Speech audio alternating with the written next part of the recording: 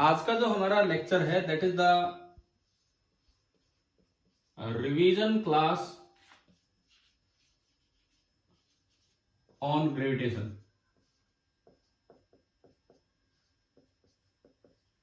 Gravitation chapter को हम इस 40 मिनट में अपना रिवाइज करके चलेंगे। एक दो बच्चों के एक दो डाउट्स हैं वो बीच में ही हो जाएंगे। न्यूमेरिकल्स भेजे हैं उन्होंने तो वो इसके साथ ही होते चलेंगे, इन्हीं के साथ।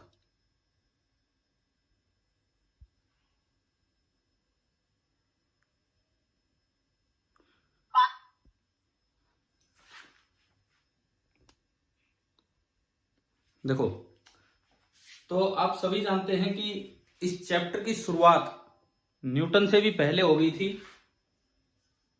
और हम जब भी ये चैप्टर स्टार्ट करते हैं तो ऑलमोस्ट न्यूटन्स लॉज से पहले भी जो हिस्टोरिकली जो चीजें आ चुकी थी वो थे केपलर्स लॉज। और केपलर लॉ में आपने पढ़ा है कि केपलर ने क्या लॉजिक दिया था कि ये लॉज क्यों हैं, या केवल डाटा बेस्ड लॉज बनाए थे? डाटाबेस बनाए थे। और एक्सप्लेन किसने किया था फिर इनको? न्यूटन ने। बिल्कुल सही, एक्सप्लेन किया था न्यूटन ने। और हम ये आपका जो अभी बीच में एक पेपर कैंसिल हुआ उसमें शायद वो एक क्वेश्चन आया हुआ था ना, वो रिपीटेड क्वेश्चन, कि कौन सा लॉ अगर न्यूटन की डिपेंडेंस आर स्क्वायर पे ना होती किसी और पे होती तो कौन सा लॉ है जो एज इट इज बना रहता? पढ़ा हुआ है ये आपने? पढ़ा हुआ है कि नहीं बताओ? नाइन्थ के एंड में पढ़ाई गई थी ये बातें, नाइन्थ के एंड में। अब देखो, केपलर्स लॉ में पहला लॉ आपकी बुक में NCERT text book class 9 page number 133 पे दिए हुए। तो हम शुरू के 10 मिनट केपलर्स लॉज पे लगा रहे, इनको थोड़ा जनरलाइज करके पढ़ रहे होंगे। अब इसमें पहला लॉ है फर्स्ट लॉ, केपलर का जो फर्स्ट लॉ है that is law of orbit. अब ये चीज भी न्यूटन ने एक्सप्लेन की बाद में कि ऑर्बिट ऐसा क्यों है। कैसा है ऑर्बिट होता है? सन के अराउंड जो प्लैनेट्स घूमते हैं तो उनका ऑर्बिट कैसा होता है? एक्लिप्स, इलिप्स, इलिप्स नहीं, इलिप्स, इलिप्टिकल ऑर्बिट होता है। और सन कहां बैठा होता है? फोकस पे। सन एक फोकस पे होता है। अब मान लो इसकी डिटेल में ही कोई जाना चाहे कि इलिप्टिकल ही क्यों होता है, तो इवन +1 क्लास में भी इसकी डिटेल में नहीं जाते हैं। उसके बाद हायर फिजिक्स में चीजें आती हैं कि भाई एक एक्सेंट्रिसिटी वर्ड होता है, वो निकाला गया, न्यूटन ने वो कैलकुलेट करवाया फोर्स की मदद से, फोर्सेस की मदद से। फोर्स जो लग रहा है दैट इज जी, ये कैपिटल एम है, ये स्मॉल एम है।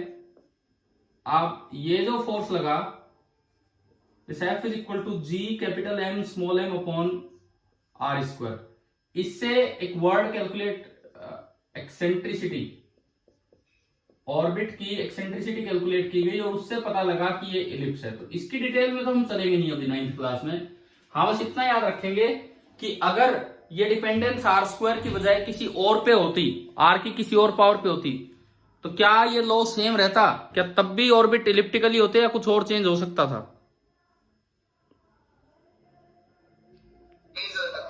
चेंज हो जाता, क्योंकि एक्सेंट्रिसिटी जो है एक से छोटी निकल के आती है, मतलब इलिप्स बनता है तब है जब ये इस तरह से डिपेंडेंट हो, मतलब आर स्क्वायर पे डिपेंडेंट हो, तब ये एक्सेंट्रिसिटी है। ये आपका फर्स्ट लॉ। यानी कि अगर पूछा जाए, जो कि पूछा जा चुका पिछले पेपर में, कि भाई अगर न्यूटन्स लॉ में आर स्क्वायर की बजाय, इनवर्स स्क्वायर लॉ की बजाय कोई और डिपेंडेंस होती, तो पहली बात, क्या केपलर्स फर्स्ट लॉ सेम रहता कि चेंज हो जाता? आगे है ना समझ अब आपको? केपलर्स फर्स्ट लॉ चेंज हो जाता। अब मैं बात करता हूं केपलर सेकंड लॉ की। केपलर सेकंड लॉ बड़े अच्छे टॉपिक हैं, केपलर लॉ एनटीएससी में आने लायक टॉपिक हैं, तो ध्यान से आप सीखें। केपलर सेकंड लॉ जो है सिंपली आपको क्या बताता है? केपलर सेकंड लॉ स्टेटमेंट आप बताओगे अगर आपको ध्यान है तो। बुक खोली हुई क्या आपने या नहीं? हाँ जी, बुक खोली है या नहीं? नहीं खोली है तो कोई बात नहीं, इधर सुनो। केपलर सेकंड लॉ जो है वो क्या बताता है, सुनिए।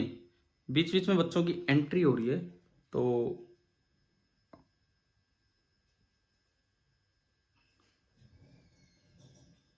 देखो अब केपलर सेकंड लॉ क्या बताता है कि, और वो केवल एक बात पे डिपेंडेंट है कि ये जो फोर्स है, सन ने अर्थ पे या प्लेनेट पे जो फोर्स लगाया वो इसके अलोंग डायरेक्टेड है, इसके अलोंग डायरेक्टेड है। फोर्स इधर लग रहा है अलोंग एस, इसका मतलब torque of force about sun, torque of force about the sun is 0 due to direction of F, due to direction of F. इसमें मैग्नीट्यूड का कोई रोल नहीं, डायरेक्शन ऑफ एफ की वजह से ये जो फोर्स लगता है ये डायरेक्टली इसकी तरफ ही लगता है, सन की तरफ, तो इस वजह से इसका टॉर्क 0 हो जाता है। टॉर्क 0 होने का मतलब है कि इसमें मैग्नीट्यूड का कोई रोल नहीं है, मैग्नीट्यूड r² हो r4 हो कुछ भी हो, टॉर्क तो 0 रहेगा। अच्छा, अगर टॉर्क 0 है तो जो एंगुलर मोमेंटम है वो कांस्टेंट रहता है। कोई बात नहीं, नहीं भी पढ़ी हमने एंगुलर मोमेंटम टर्म। मेरे लिए जो काम की चीज है वो ये है कि areal velocity, areal velocity remains the same. Areal velocity का मतलब होता है area per unit time, areal velocity का मतलब है एरिया पर यूनिट टाइम। देखो जैसे मान लो यहां से और यहां तक जाने में, सपोज ये जो एरिया स्वीप हुआ है, आपको दिया गया है कि ये एरिया है A1, ये एरिया है A1, और यहां से यहां जाने में जो टाइम लगा दैट इज T1। ठीक है, ये सेकेंड लॉ की बात कर रहे हैं हम। और दूसरा दिया है, एक बार ये यहां से और यहां तक गया, और ये जो इसने एरिया स्वीप किया, ये पोजीशन वेक्टर ने, इस वेक्टर ने जो एरिया स्वीप किया, अर्थ तो बार बार घूम रही है, ये सन है, ये A2, एंड यहां से यहां जाने में टाइम लगा T2। तो क्या इक्वेशन बनेगी? दोबारा बोलो, दोबारा बोलो, क्या इक्वेशन बनेगी? A1 T1 कैसे भाई? A1 T1 कैसे? एरियल वेलोसिटी का मतलब क्या होता है? एरियल वेलोसिटी का मतलब होता है area swept per unit time. तो क्या इक्वेशन बनेगी? A1/T1 is equal to A2/T2।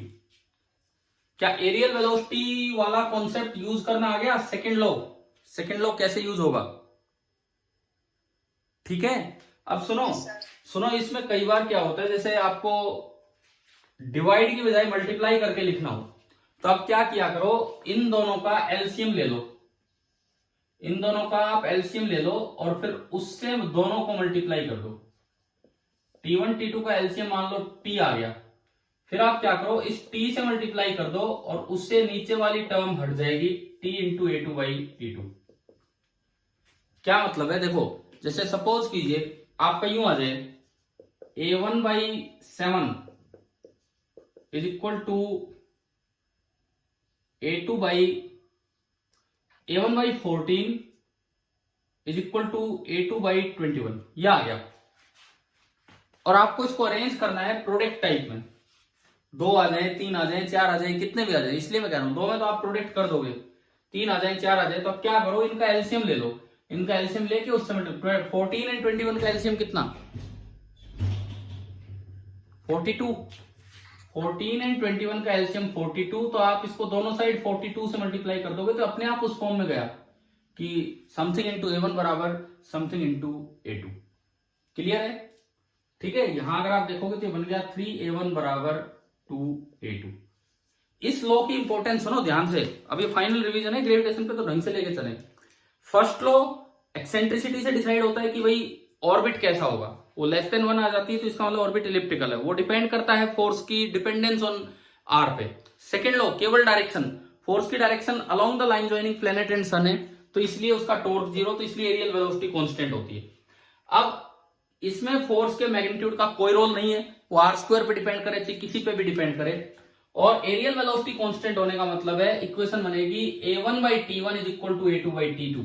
दूसरी बात, इससे एक और रिजल्ट मिलता है कि अगर प्लेनेट पास हो सन के, तो तेज चलेगा धीरे चलेगा?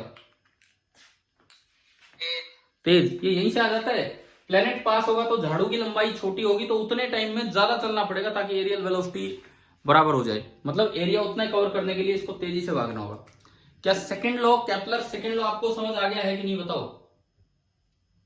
Yes, sir. अब चलते हैं केपलर के थर्ड लॉ पे। केपलर थर्ड लॉ की तरफ हम चले। लॉ ऑफ ऑर्बिट हो गया, लॉ ऑफ एरिया हो गया, देन लॉ ऑफ पीरियड। क्या है केपलर थर्ड लॉ? अगर मैं जनरलाइज करूं, अब इसे थोड़ा जनरल सेंस में मैं बोलूं तो केपलर थर्ड लॉ क्या है? केपलर थर्ड लॉ कहता है कि time period of revolution is directly proportional to are cube, where r is the semi major axis या r is nearly radius of orbit, क्योंकि हम मान लेते हैं कि ये ऑलमोस्ट सर्कुलर है। क्या ये पढ़ा है आपने ये वाला लॉ? हाँ भाई बताओ। लेकिन अब इसको थोड़ा जनरलाइज करते हैं। ये प्रोपोर्शनल तब है जब एफ डिपेंड करे inversely proportional on R square, इस तरह से। इन जनरल जो केपलर थर्ड लॉ है, देखो हम हर बार रिवीजन का मतलब है कि कुछ ना कुछ तो एक्स्ट्रा पॉइंट आपको बताएंगे जो पीछे नहीं भी बताया होगा। अगली बार भी अगर ग्रेविटेशन का रिवीजन होगा तो मे भी फर्स्ट लॉ की डिटेल में चले जाए, मुझे कुछ तो चलेगा। इन जनरल अगर आपको यही चीज मान लो फोर्स की किसी और डिपेंडेंस पे रखा हो तो ये रूल क्या लिखा जाएगा? T square is directly proportional to R raise to power N plus one if F is inversely proportional to R raise to power N. आप एक बार पहले तो ये वेरीफाई करो, क्या ये ऊपर वाला वेरीफाई हो रहा है यहां से? Yes, sir. भाई इसमें एन की वैल्यू कितनी है अगर ऊपर देखते हो तो 2। तो अगर मैं एन को 2 रखूं तो 2 + 1 कितना हो गया? 3। This is general Kepler third law. This is general Kepler third law. वो न्यूटन ने इस तरह से एक्सप्लेन किया और न्यूटन ने फिर जनरलाइज किया उसे। इस तरह से होता है, ठीक है। कैसे? देखो पहले तो इसको देख लो, ये कैसे आसान है। F G capital M small M upon are square, ये एफ है, और ये आर में this is equal to M V square by R. This is equal to M V square by R. देखो सबसे पहली बात, जो फोर्स लग रहा होगा प्लेनेट पे घूमते समय सन की वजह से, सन सेंटर पे मान लो प्लेनेट यहां है, आर ये डिस्टेंस है तो आर बराबर कैपिटल आर हो गया रेडियस, तो वो फोर्स ये होगा G capital M small M upon are square. और वो किसका काम करेगा? सेंट्रीपिटल का। अगर वो सेंट्रीपिटल का काम करेगा तो फोर्स कितना होगा? M into V square by R. समझ में आ रहा है? ठीक है, M into V square by R. R से आर गया तो मेरे पास एम से एम भी गया, वी स्क्वायर आ गया G M by capital R. अब टाइम पीरियड का फॉर्मूला होता है 2 पाई आर बाई वी। होता है कि नहीं होता है बताओ? पता है नहीं तो सभी को? टाइम पीरियड होता है 2 पाई आर अपॉन वी। मैंने स्क्वायर कर लिया, मुझे टी स्क्वायर चाहिए तो मैंने टी स्क्वायर किया, तो T square is equal to 4 pi square R square by V square. और वी स्क्वायर की वैल्यू देखो, वी स्क्वायर की वैल्यू कितनी है? GM by R. तो मैंने यहां पुट किया तो T square is equal to 4 pi square upon GM by R, ऊपर जाएगा तो आर क्यूब। तो ये सब तो कांस्टेंट है, तो आपका प्रूव हो गया T square is directly proportional to are cube. समझ आ रहा है कि नहीं आ रहा है? ठीक है, तो अब ये कैसे प्रूव होगा बताओ? आप बताओ क्या चेंज होगा अगर मैं ये प्रूव करूं तो? अगर मैं ये प्रूव करूं तो एफ प्रोपोर्शनल है आर की पावर एन के, तो यहां से चेंज होगा ये आर की पावर एन। ठीक है, तो इसमें हो गया कैपिटल आर की पावर एन, ये बराबर ये, तो वी स्क्वायर बराबर आया, ये एक आर घटेगा, इधर आर की पावर एन और उधर एक आर है, तो बताओ आर की पावर कितनी बची? n-1। ये बचा are raise to power n-1। ठीक है, फिर दोबारा ये सेम स्क्वायर किया, बिल्कुल सेम। वी स्क्वायर की जगह आपने ये पुट किया तो जीएम अपॉन ऊपर एक आर स्क्वायर तो पहले से है, ये जो आर स्क्वायर है ये तो चल ही रहा है, दिख रहा है कि नहीं ये बोर्ड पे जो मैं लिख रहा हूं यहाँ? वी स्क्वायर की जगह आएगा जीएम ये रहा और अपॉन वाला ऊपर चला जाएगा are raise to power n-1। तो are raise to power n-1 और आर रेज़ टू पावर 2 कितना हो गया आर की पावर? n+1। हाँ, T² is equal to 4π² upon GM into r⁴n+1, यानी कि T² is proportional to r⁴n+1। This is general form of Kepler's third law, जो Newton की उस एक्सप्लेनेशन के बाद डेराइव हुई थी। तो आप मुझे ये बताओ, क्या केपलर के तीनों लॉ आपको समझ आ गए? Yes, sir. ठीक है, एक बार फाइनल पॉइंट इसके बारे में बता रहा हूं। First law of Kepler, Kepler ने तो देखो डाटा से निकाल दिए, ये भी बहुत बड़ी बात है, डाटा से इकट्ठा करके और उसने रूल दे दिए जो कितने साल बाद न्यूटन ने एक्सप्लेन किए। फर्स्ट लॉ केवल ऑर्बिट की शेप बताता है, वो डिपेंड करता है कि फोर्स कैसा लगा है, वो इस बात पे डिपेंड करेगा कि फोर्स कैसा लगा है, आर पे किस तरह डिपेंड कर रहा है, और वो शेप आई इलिप्टिकल और सन बैठा है फोकस पे। सेकेंड लॉ आपको बताता है, सेकेंड लॉ क्या बताता है कि एरियल वेलोसिटी कांस्टेंट है, वो डिपेंड करेगा केवल और केवल मैग्नीट्यूड पे, ना सॉरी मैग्नीट्यूड पे नहीं, केवल और केवल फोर्स की डायरेक्शन पे। क्यों? डायरेक्शन अलोंग द सन लगती रही तो उसका टॉर्क 0, तो उसका एंगुलर मोमेंटम कांस्टेंट, तो इसलिए एरियल वेलोसिटी कांस्टेंट। अब ये रिलेशंस +1 क्लास में जाके आएंगे कि क्यों टॉर्क 0 से एंगुलर मोमेंटम कांस्टेंट और क्यों उससे एरियल वेलोसिटी कांस्टेंट है, रिलेशंस होते हैं उनसे आ जाएगा। और फिर हमने सीखा उससे दो बातें, एक तो बीच में कहीं A1 चला T1 टाइम में, A2 चला T2 टाइम में, तो A1/T1 will be equal to A2/T2। दूसरी बात अगर पास और दूर को कंपेयर करें तो जब सन दूर होता है, सन से अर्थ दूर होगी, प्लेनेट दूर होगा तो धीरे चलेगा, और पास होगा तो तेज चलेगा। एक बार बताओ, क्या ये इतनी बातें समझ में आ गई? ठीक है, अब तीसरा लो, T² प्रोपोर्शनल टू r³, अगर F inversely proportional to r², in general T² proportional to r⁴n+1 if F is proportional to 1/r⁴n। अब मेरा सवाल है, केपलर लॉ लगता है सन के अराउंड प्लैनेट्स पे, क्या प्लैनेट के अराउंड सैटेलाइट घूमती है उस पे भी केपलर लॉ लगता है कि नहीं? बताओ। Yes, sir. बिल्कुल वैलिड है, तो ये दिमाग में रखना, कहीं भी चाहे सन के अराउंड प्लैनेट घूम रहे हो और चाहे प्लैनेट के अराउंड सैटेलाइट घूम रही हो, या आप कोई भी रूल लगा सकते हो। खासकर ज्यादा यूज ये वाला होता है, ये T² प्रोपोर्शनल टू r³। कब? जब सैटेलाइट वाले सवालों पे हम जाते हैं, सैटेलाइट वाले क्वेश्चंस में ज्यादा ये यूज करवाया जाता है कि T² प्रोपोर्शनल टू r³।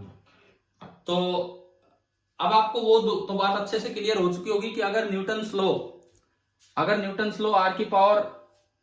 के अलावा किसी और पे डिपेंड करता है, तो क्या थर्ड लॉ सेम रहता है या चेंज हो जाता? बताओ। चेंज हो जाता है इसके अकॉर्डिंग। ठीक है, फर्स्ट लॉ भी चेंज हो जाता है ऑर्बिट के अकॉर्डिंग, लेकिन सेकंड लॉ कब चेंज होता? जब ग्रेविटेशनल फोर्स का मैग्नीट्यूड चेंज होता है, ग्रेविटेशनल फोर्स की डायरेक्शन चेंज होती है। डायरेक्शन, ठीक है ना? ठीक है, चलो आगे बढ़ते हैं। इसके बाद अब हम सैटेलाइट की बात कर रहे थे, तो मैं एक बार सैटेलाइट पे ही आता हूं। सैटेलाइट जब घूमती है, जब एक सैटेलाइट घूम रही है आपके अर्थ के चारों तरफ, क्या वो फ्रीली फॉलिंग ऑब्जेक्ट है कि नहीं है? बताओ। एक सैटेलाइट घूम रही है अर्थ के चारों तरफ, क्या वो फ्रीली फॉलिंग ऑब्जेक्ट है कि नहीं? Yes, sir. बिल्कुल है। देखो, अब ध्यान से देखो, सुनो।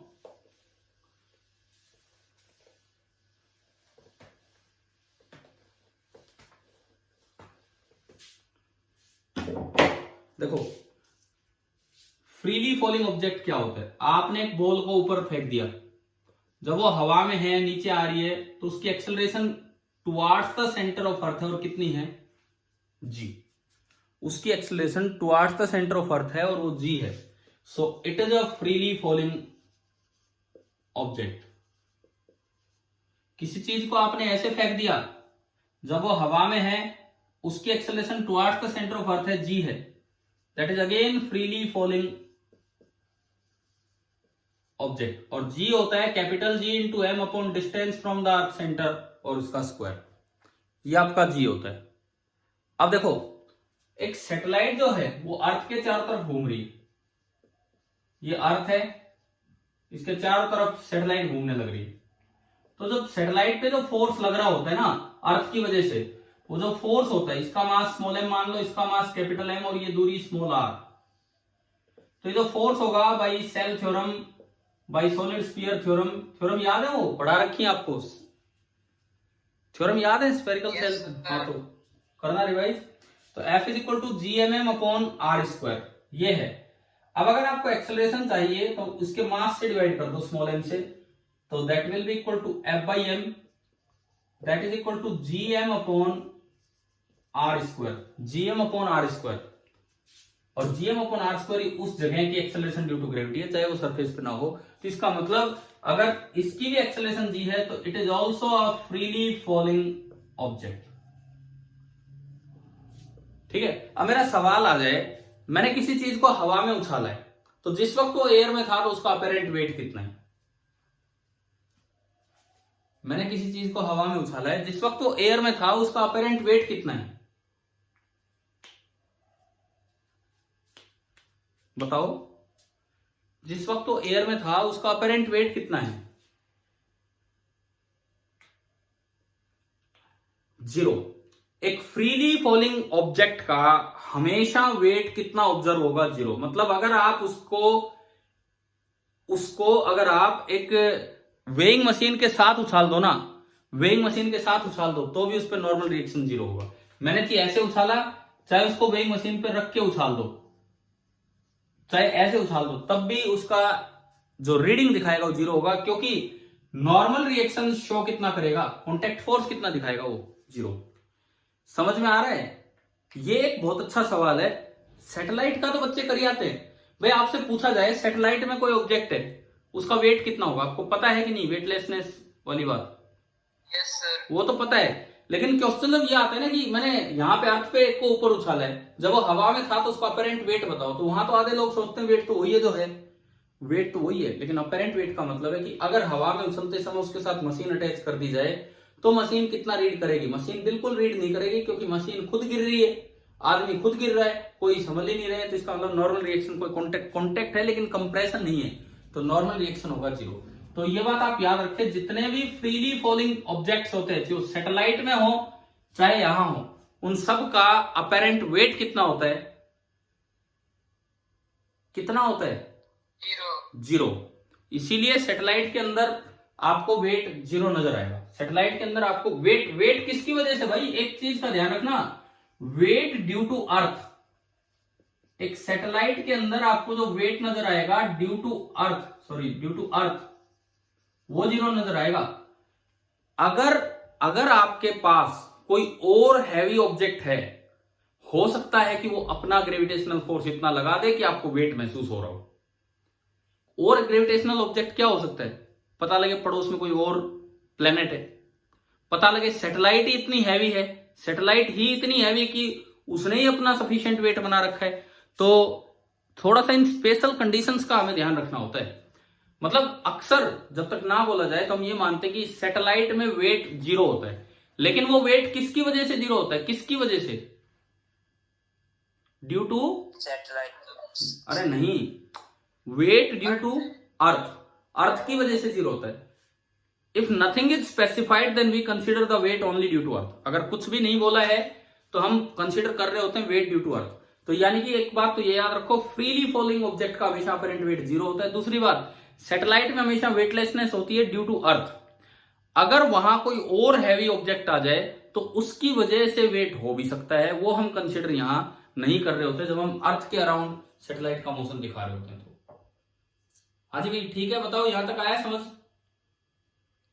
Yes, sir. ठीक है, सुनो अब इससे आगे बढ़ते हैं। अगली चीज,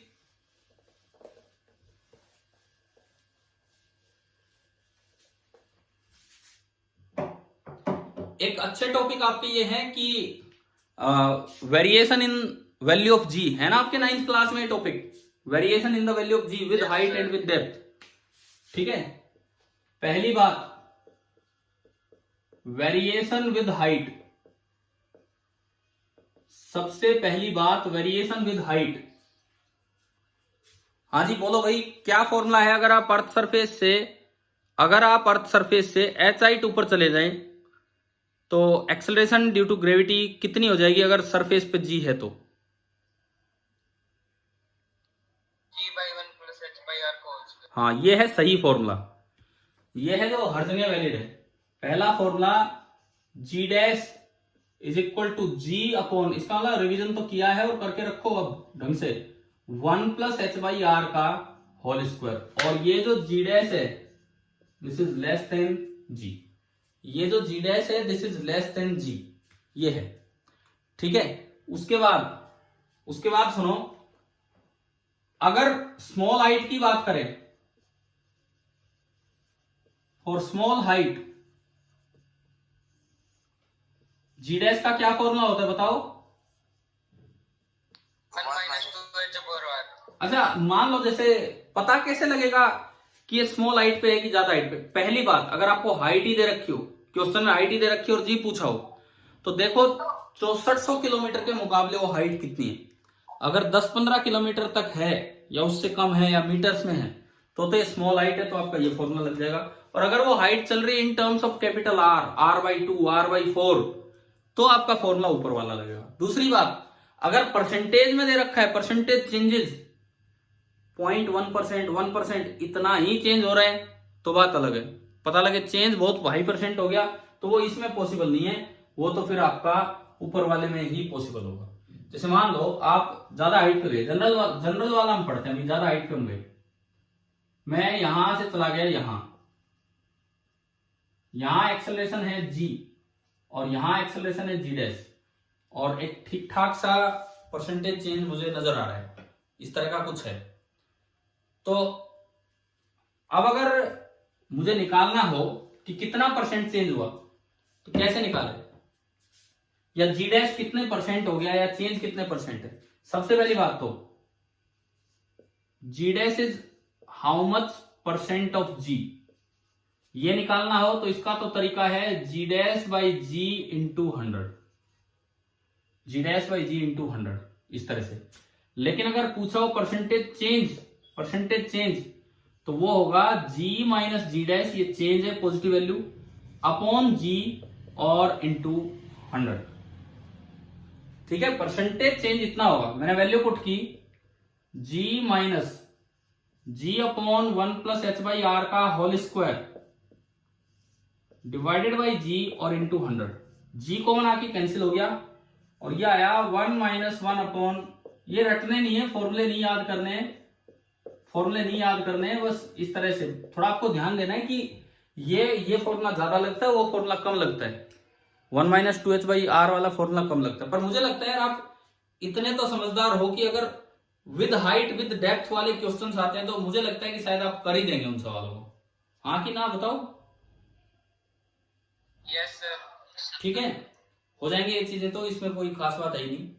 बस एक बात का ध्यान रखना, खासकर ये वेरिएशन वाले क्वेश्चंस में अक्सर रिलेटिव चेंज, परसेंटेज चेंज, इनमें बहुत सवाल दिए जाते हैं, तो इनमें जल्दबाजी में मिस्टेक्स हो जाती हैं, बहुत फटाफट मिस्टेक हो जाती है।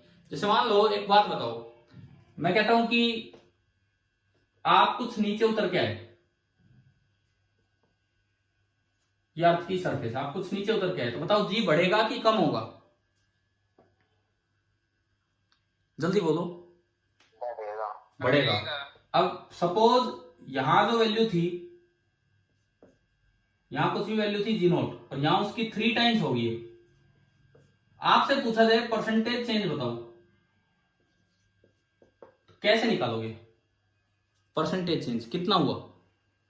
यहां से यहां आने में चेंज 200%. कितना दोबारा बोलो। 200. हाँ सही है, यहां से यहां आने में चेंज ये इतना डिवाइड बाय ओरिजिनल जहां से आप चले वो और इंटू 100। तो देखो वैसे तो ये 3 टाइम्स बढ़ गया, तो इन बातों में यही तो ध्यान रखना होता है, वैसे तो 3 टाइम्स बढ़ गया लेकिन चेंज कितना परसेंट है? 300% नहीं है, चेंज कितना परसेंट है? 200%। तो कई बार क्या होता है सवाल होके भी गलत हो जाता है हमारी इस मैथमेटिकल गलती की वजह से। अब मैं दो उन सवालों पे लेता हूं जो डाउट्स भेजे थे, आप भी देखो भाई, ग्रेविटेशन से जो 2 डाउट्स आए हैं उन क्वेश्चंस को मैं ले रहा हूं यहाँ पे। ठीक है, अभी जितेश आप हो क्या क्लास में?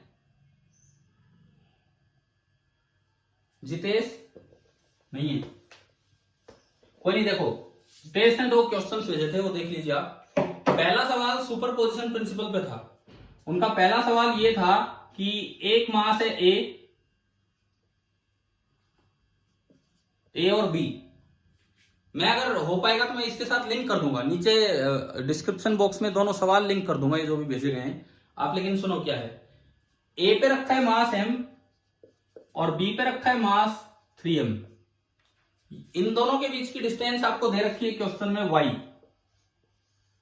पूछा है कि स्मॉल m एक तीसरा मास रखना है a से x डिस्टेंस दूर, और इस स्मॉल m पे नेट फोर्स 0 है, तो x लाना है इन टर्म्स ऑफ y क्या होगा। ये हमारा सवाल था, ये इनका डाउट था, x लाना है in terms of y। Equilibrium का क्वेश्चन है, कर पाओगे? Yes sir. देखो ये अपनी तरफ अट्रैक्ट करेगा विद अ फोर्स FA और ये अपनी तरफ अट्रैक्ट करेगा with a force FB। A पास है B दूर है, तो कौन ज्यादा फोर्स लगाएगा? A पास है B दूर है, तो कौन ज्यादा फोर्स लगाएगा? अरे भाई अगर A ने ज्यादा लगा दिया तो इक्विलिब्रियम में कैसे होगा? जब इक्विलिब्रियम में है तो दोनों ने, बराबर लगाएंगे। हाँ तो यही तो बार बार ये गलती थी। जब इक्विलिब्रियम में बोल दिया नेट फोर्स 0 है, it means FA is equal to FB। FA is equal to FB, तो FA मैंने रखा G capital M small m upon x square, और FB में लेता हूं G 3m small m upon कितना बचा है y माइनस एक्स का होल स्क्वायर।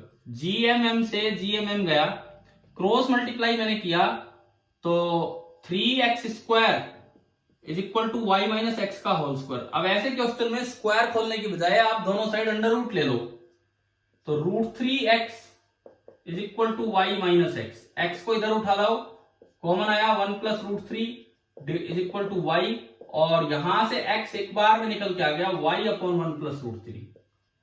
रेशनलाइज करना हो तो रेशनलाइज हो जाएगा, वो देखा जाएगा उसमें क्या ऑप्शन है। तो ये आपका तरीका है इक्विलिब्रियम वाले क्वेश्चंस करने का। एक बार बताओ ये क्वेश्चन हो गया, आ गया समझ? ठीक है, एक आखिरी सवाल जो जितेश ने भेजा था, और वो एक्सेलरेशन ड्यू टू ग्रेविटी की काइनेमेटिक्स है। वो आपके मोशन वाले चैप्टर में भी ले सकते हो, इस चैप्टर में भी, शायद एनसीईआरटी में यहां भी दिया हो ये वाला टॉपिक। तो सवाल ये था उनका, जो अगला सवाल है वो ये था कि एक बॉल को ऊपर से ड्रॉप किया है h हाइट ऊपर से, और आपको h ही निकालना है कितना होगा।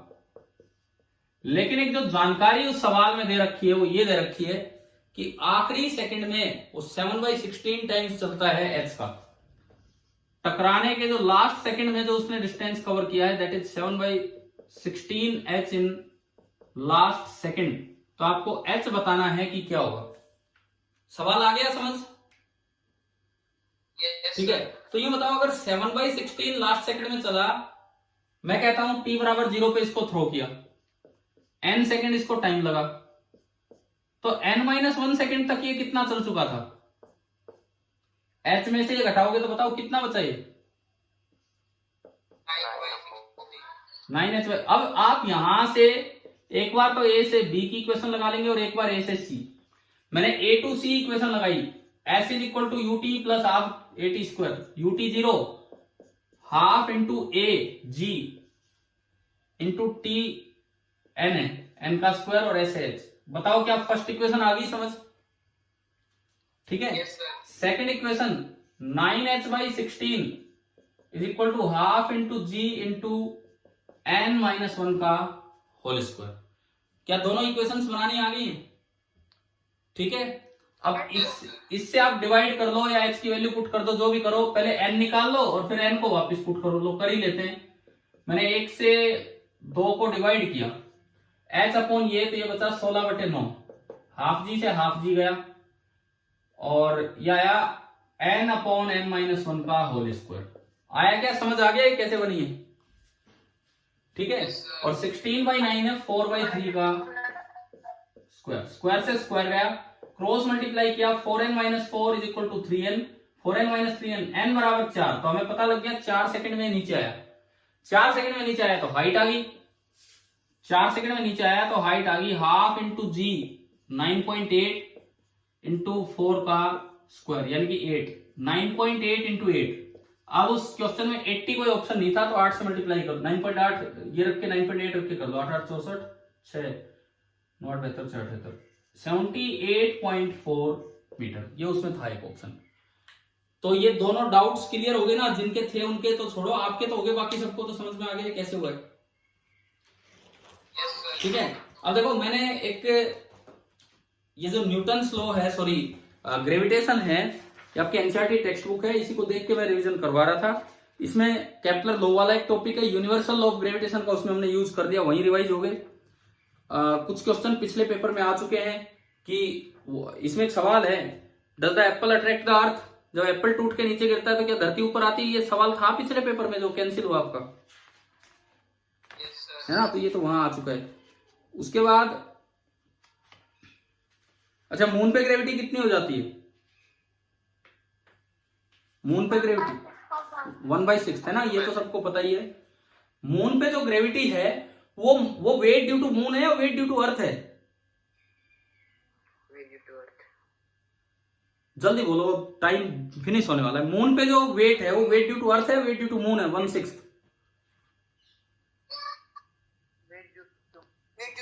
वेट ड्यू टू मून है। अरे अर्थ के लिए तो वो सैटेलाइट है कि नहीं, आपको पता है कि नहीं ये बातें, Yes, sir. सैटेलाइट तो एक फ्रीली फॉलिंग बॉडी होती है, तो ये इनमें कंफ्यूजन मत रखना भाई। इसके बाद सुनो, इंपॉर्टेंस ऑफ यूनिवर्सल लॉ, ये फ्री फॉल में ये पढ़ाया, फिर हो सकता है काइनेमेटिक्स का कोई क्वेश्चन आ जाए ऐसा, ये जो चीजें हैं यहाँ पे, और आपके इस चैप्टर में ज्यादा है नहीं। Mass, weight of an object on moon, यही मैंने आपको अभी बताया, ये वाला पूरा क्लियर हो गया, और फिर उसके बाद थ्रस्ट एंड प्रेशर स्टार्ट हो जाता है। तो आपके लेवल पे तो वही ये चैप्टर इतना ही है। तो क्या ग्रेविटेशन का रिवीजन हो गया, समझ आ गया सभी को? ठीक है, मैं उम्मीद करता हूं अच्छा करोगे आज का टेस्ट। अब एक और चैप्टर बचा है, आज के टेस्ट में 2 चैप्टर आ रहे हैं, ग्रेविटेशन और ईएमआई शायद पिछले कुछ दिनों में कई बार क्लासेज हो चुकी है, या उसमें भी जरूरत है रिवीजन क्लास की, बता दो। No, sir. देखो आपके पास समय होना चाहिए, आज मेरे पास समय है इसलिए मैं ये कह रहा हूं, पिछले 2 दिन से मैं नहीं ले पाया था क्लास। अगर आपके पास समय है तो मैं एक 40 मिनट का लेक्चर ऑन ईएमआई भी ले सकता हूं, नहीं तो कोई जरूरत नहीं है तो कोई बात नहीं, करवाऊं रिवीजन। तो अभी थोड़े से गैप के बाद, मैं पहले, आप तब तक थोड़ा फ्रेश हो लीजिए, उसके बाद हम लेते हैं, ठीक है। Thank you.